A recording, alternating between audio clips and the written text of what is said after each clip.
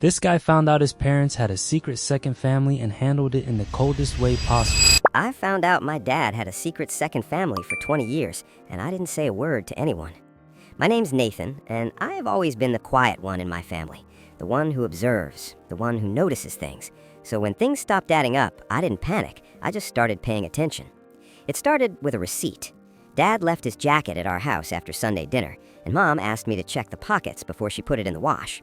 Inside was a receipt from a restaurant 40 minutes away, dinner for 4. Dad had told us he was at a work conference that weekend. I put the receipt back and said nothing, but I started watching.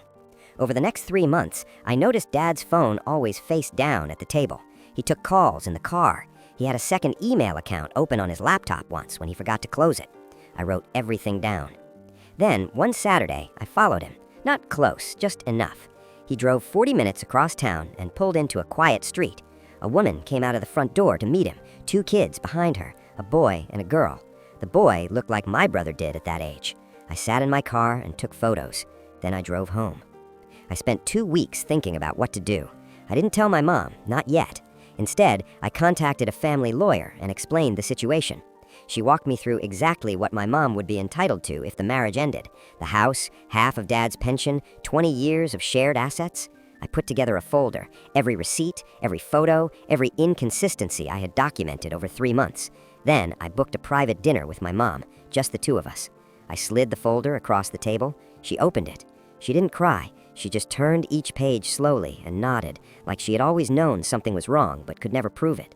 At the end, she closed the folder and looked at me. "How long have you known?" she asked.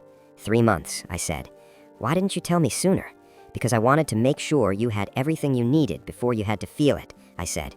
She reached across the table and squeezed my hand. The divorce was filed the following Monday.